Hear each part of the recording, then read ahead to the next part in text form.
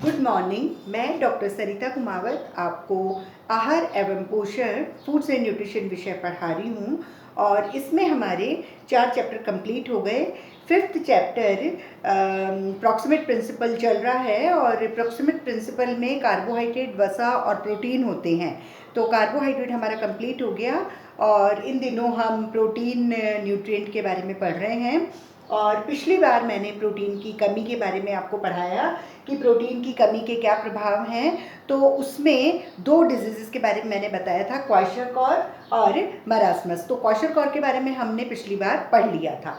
आज जो हमारा टॉपिक है वो है मरासमस यानी सूखा रोग। मरासमस या सूखा रोग जो है वो प्रोटीन की कमी से बच्चों में होता है और इसमें प्रोटीन के साथ साथ कैलोरी की भी कमी होती है, इसीलिए सूखा रोग बच्चों में हो जाता है। क्योंकि जब पर्याप्त कार्बोहाइड्रेट नहीं मिल पाता है तो ऊर्जा देने के लिए प्रोटीन ऊर्जा देने का कार्य करता है, जबकि प्रोटीन के दूसरे काम हैं एंजाइम बनाना, हार्मोन बनाना, अंदर के और ज़्यादा लिक्विड्स बनाना, मसल्स बनाना, स्किन, बाल, मतलब बहुत सारे काम हैं प्रोटीन के। तो प्रोटीन जो वृद्धि और टूट फूट का कार्य, मरम्मत का कार्य, वो सब तो रहने देता है। और जब पर्याप्त कार्बोहाइड्रेट हमारे भोजन में, आहार में नहीं होते हैं तो प्रोटीन ऊर्जा देने का कार्य करता है। तो एक तो ऊर्जा है ही नहीं, पहले से ही पर्याप्त नहीं है, और दूसरी बात जब प्रोटीन भी ऊर्जा देने का कार्य करता है तो प्रोटीन के कार्य भी नहीं हो पाते हैं। इसलिए जो सूखा रोग होता है उसमें प्रोटीन और ऊर्जा दोनों की कमी होती है और फलस्वरूप हम इसे सूखा रोग या मरासमस कहते हैं। सूखा रोग में व्यक्ति में कुछ लक्षण दिखाई देते हैं, कुछ सिम्टम्स होते हैं, जैसे सब तरह की जो वृद्धि है वो कम हो जाती है, हाइट भी रुकनी कम हो जाती है, वज़न भी बढ़ना बंद हो जाता है। तो वज़न भी नहीं बढ़ता, लंबाई भी नहीं बढ़ती और मांसपेशियां जो है उनका डेवलपमेंट, उनका वृद्धि विकास भी रुक जाता है। तो जो व्यक्ति है, जो बच्चा है, जो क्वाशरकॉर से पीड़ित है, वो बिल्कुल पतला हो जाएगा और उसके अलावा उसकी जो हाइट है वो कम हो जाएगी, वो बौना हो जाएगा। तो हाइट कम है और वज़न भी कम है और मांसपेशियां भी नहीं हैं, तो बौना और पतला बच्चा हो जाता है। दूसरा सिम्टम है कि उनमें जो मरासमस से पीड़ित बच्चे हैं, सूखा रोग से जो पीड़ित बच्चे हैं, उनमें कई सारी डाइजेस्टिव प्रॉब्लम्स, पाचन संबंधी रोग भी हो जाते हैं, पाचन संबंधी क्रियाएं भी गड़बड़ा जाती हैं। तो उनको पतले पानी के समान दस्त हो जाती हैं और पानी के समान दस्त होने के साथ साथ उल्टी की भी शिकायत रहती है अधिकतर। तो उल्टी दस्त उनको लगातार बने रहते हैं। तो उस समय या तो उनका पेट जो है बिल्कुल सिकुड़ जाता है, बिल्कुल पतले बच्चे हो जाते हैं, या फिर उनका पेट जो है वो बहुत फूला हुआ सा रहता है, ऊपर से बॉडी बिल्कुल कम होती है, हाथ बिल्कुल पतले पतले होते हैं, पैर बिल्कुल पतले होते हैं और बेली जो पेट है वो बहुत मोटा हो जाता है, पॉट बेली जैसा। तो पेट जो है वो या तो बिल्कुल सिकुड़ जाएगा और मैक्सिमम टाइम तो वो बहुत ज़्यादा फूल जाता है जब क्वाशरकॉर बीमारी होती है। लेकिन उसमें हाथ पैर बिल्कुल पतले होते हैं क्योंकि मसल रिटार्डेशन हो रखा होता है, मसल्स बिल्कुल भी डेवलप नहीं होती है, इसलिए वो पतले हो जाते हैं। इसमें वज़न बिल्कुल कम होता है मैरास्मिक बच्चों में, और वज़न कम होने के साथ साथ अगर आप देखेंगे कि स्किन के नीचे, त्वचा के नीचे जो एक फैट लेयर होती है, एक वसा की जो एक परत होती है, वो बिल्कुल गायब हो जाती है। तो त्वचा के नीचे वसा बिल्कुल भी नहीं मिलती। नेक्स्ट है इसमें कि मांसपेशियां कमज़ोर होके नष्ट हो जाती हैं, इसीलिए ये पतले हो जाते हैं। और मैरास्मिक बच्चों के जो बाल होते हैं वो चमकहीन हो जाते हैं, उनमें चमक नहीं रहती, उनकी ग्रोथ नहीं होती, उनमें जो स्किन है उनके त्वचा का रंग परिवर्तित हो जाता है और हाथ और पैर बहुत ही कमज़ोर हो जाते हैं। जब प्रोटीन ही नहीं है, मांसपेशियां ही नहीं बन रही हैं, तो फिर हाथ और पैर जो हैं वो बिल्कुल पतले और कमज़ोर हो जाते हैं। और उसके साथ ही साथ विटामिन ए की भी कमी हो जाती है, जिससे आँखें भी कमज़ोर हो जाती हैं, आँखों की भी उनको प्रॉब्लम्स शुरू हो जाती है। अब जो ये प्रोटीन की कमी है, भले तो क्वाशरकॉर है और भले ही मेरास्मस यानी सूखा रोग, अगर ये हो जाते हैं बच्चों को तो इस कमी का उपचार कैसे किया जाता है, ट्रीटमेंट कैसे किया जाता है। प्रोटीन की कमी का उपचार, जब प्रोटीन की कमी होती है तो उसमें उस वक्त उसके ऊर्जा की भी कमी है, और नहीं भी है तो भी हमको उसको पर्याप्त ऊर्जा देनी है। जितनी कैलोरी उसको 1200 या 1700 किलो कैलोरी प्रतिदिन चाहिए, तो हमको प्रतिदिन के हिसाब से उसको पर्याप्त ऊर्जा देनी चाहिए, और उसके साथ साथ ही पर्याप्त प्रोटीन भी देना चाहिए, क्योंकि अगर पूरी कैलोरी नहीं होगी तो प्रोटीन ऊर्जा देने का कार्य करेगा, उस समय दोनों ही चीज़ कम हो जाएगी। तो हमको प्रोटीन देना है क्योंकि उसका वृद्धि विकास करना है, उसकी मांसपेशियां बनानी है, और पर्याप्त ऊर्जा देनी है जिससे कि उसको काम करने का, खड़ा रहने का, सोचने का, चलने का, सारी एक्टिविटीज़ के लिए उसको भरपूर ऊर्जा मिल सके। तो ये दोनों तत्व जो हैं वो हम उसको उसके ट्रीटमेंट में सबसे पहले ध्यान रखेंगे कि पर्याप्त ऊर्जा और पर्याप्त प्रोटीन वाले तत्व हमको मैरास्मिक बच्चे को देने हैं। उसके बाद में हम उसकी धीरे धीरे भूख बढ़ाएंगे।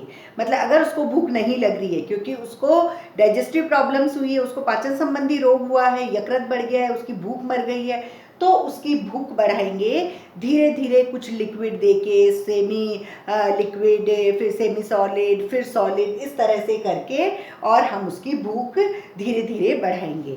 सबसे पहले जो हम उसको देंगे वो वसा रहित दूध, मतलब दूध तो देंगे लेकिन उसकी मलाई हटा के इसके मिल्क देंगे, तो वसा रहित दूध देंगे। उसके अलावा जो उसको भोजन देंगे वो बहुत ही कम वसा, कम फैट वाला हो, जैसे बहुत ज़्यादा तेल, घी, तला हुआ, मक्खन, ये सब उसमें नहीं होगा। बहुत कम तेल घी से बना हुआ उबला हुआ सा खाना होगा, कम वसा का जो भोजन होगा वो उसको जल्दी से जल्दी रिकवर करेगा। तो 3 या 4 वीक तक हम कम वसा वाला खाना, नहीं तो जैसे ही वो वसा वाला खाना खाएगा, उसको पहले से ही उल्टी दस्त हो रखी है तो उल्टी दस्त वापस से चालू हो जाएगी, और अगर उल्टी दस्त हो जाएगी तो वापस से उसका जो फिजिकल फ्रेम है, जो उसकी फिजिकल हेल्थ है, वो कम हो जाएगी। तो वसा रहित दूध और कम वसा वाला भोजन उसको 3 से 4 वीक तक देंगे। उसमें सूप है, दलिया, खिचड़ी, पका हुआ केला दूध में डाल के, इस तरह से हम उसको देंगे। अगर व्यक्ति को, उस बच्चे को सूजन है, एडिमा होता है, तो पिछली बार मैंने बताया था कि एडिमा क्यों होता है। प्रोटीन जब कम है तो उसके साथ नमक और पानी बढ़ते जाते हैं और सूजन बढ़ जाती है पैरों से लेके ऊपर तक। तो अगर सूजन होती है तो हमको नमक बिल्कुल भी नहीं देना। जो फूड में है अपने आप में ही सोडियम है वो तो हम खाएंगे ही, वो भी हम अगर हाई सोडियम वाले स्रोत हैं वो हम अवॉइड करेंगे। तो हमको नमक कम देना है अगर सूजन होती है तो।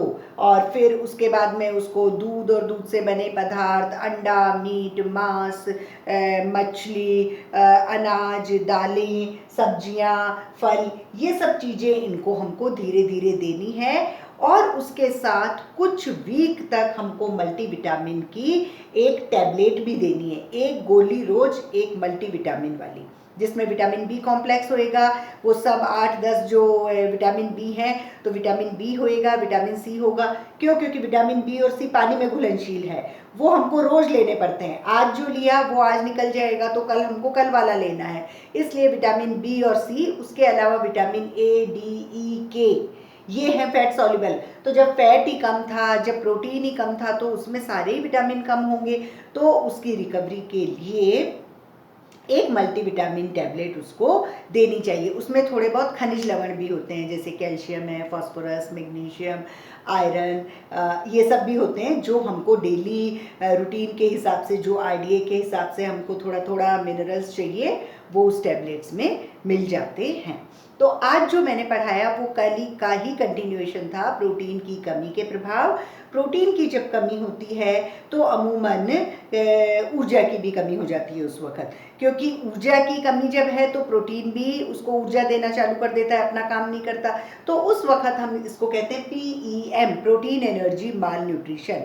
और जब PEM होता है तो 2 बीमारियां सामने आती हैं, क्वाशरकॉर और दूसरा मरासमस, मानी सूखा रोग। तो क्वाशरकॉर के बारे में मैंने पिछली बार पढ़ा दिया था। आज हमने मरासमस के बारे में पढ़ा है कि मरासमस जो होता है इसमें हमारे पास में पर्याप्त कैलोरी नहीं है, भोजन के द्वारा पर्याप्त ऊर्जा नहीं दी जा रही है व्यक्ति को, तो उस समय जो प्रोटीन खा रहे हैं तो प्रोटीन ऊर्जा देने का कार्य करने लगता है और उस समय प्रोटीन जो स्वयं का कार्य होता है वो नहीं कर पाता।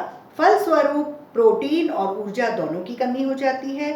जब दोनों की कमी होती है तो वज़न और ये सब बिल्कुल कम हो जाता है और ऐसी स्टेज को हम मरासमस यानी सूखा रोग कहते हैं। सूखा रोग में कई सिम्टम्स, कई लक्षण दिखाई देते हैं। जो ऑल ओवर वृद्धि, जो ऑल ओवर ग्रोथ होती है हमारी, जो हाइट है, वेट है, मसल्स हैं, तो वो एकदम कम हो जाती है अगर प्रोटीन और ऊर्जा व्यक्ति को पर्याप्त नहीं मिलता। वजन भी कम हो जाता है एकदम और हाइट बढ़ना, लंबाई बढ़ना भी बंद हो जाती है और मांसपेशियों का क्षय होने लगता है, नष्ट होने लगती है, कमज़ोर होने लगती है।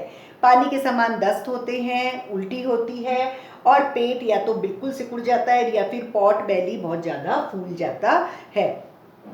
मैरास्मस में वज़न इतना कम हो जाता है कि अगर उसकी त्वचा आप देखेंगे तो त्वचा के नीचे जो एक फैट लेयर होती है, एक वसा की परत होती है, वो भी उसके ख़त्म हो चुकी होती है। बालों की चमक कम हो जाती है, टूटने लगते हैं, वृद्धि नहीं होती, त्वचा का रंग परिवर्तन हो जाता है, मांसपेशियां नष्ट हो जाती हैं।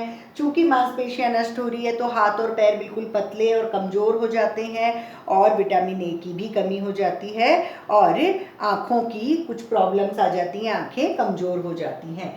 ये जो प्रोटीन की कमी है, इसका ट्रीटमेंट या इसका जो उपचार है, उसके लिए हमें भोजन से, आहार से पर्याप्त मात्रा में ऊर्जा और प्रोटीन लेना चाहिए।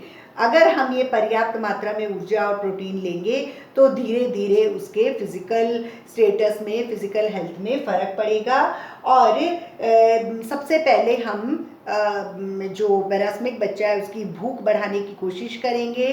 पहले तरल पदार्थ, बिल्कुल क्लियर लिक्विड देंगे, फिर लिक्विड देंगे, फिर सेमी सॉलिड, ऐसे करके भूख बढ़ाएंगे। और भूख बढ़ाने के साथ साथ पहले जो खाना देंगे वो वसा रहित दूध, वसा कम हो ऐसा भोजन जिससे कि उसमें शरीर में पचने लगे, डाइजेस्ट होने लगे। क्योंकि अगर एकदम तेज खाना दे देंगे कि बिल्कुल हाई लेवल का फैट और ये, तो उसको उल्टी दस्त हो जाएंगी और वापस से वो बीमार हो जाएगा। तो वसा रहित दूध और कम वसा वाला भोजन, सूप, दलिया, खिचड़ी, ये सब। और अगर व्यक्ति को सूजन है, एडिमा है, तो नमक भी कम देने चाहिए। और उसके अलावा फिर दूध, दूध से बने पदार्थ, सब्जी, अनाज, फ्रूट, दाल, मांस, अंडा, ये सब जो हैं वो बच्चे को धीरे धीरे देने चाहिए। और इसके साथ कुछ महीनों तक या कुछ वीक तक मल्टीविटामिन टैबलेट भी देनी चाहिए, जिसमें सारे विटामिन और थोड़े बहुत खनिज लवण हो, जिससे कि बच्चे की रिकवरी और ये जो प्रोटीन की कमी है वो फटाफट दूर की जा सके। तो इस तरह से ये कंप्लीट हुआ और अब नेक्स्ट टर्न पे दूसरा सब्जेक्ट लेंगे।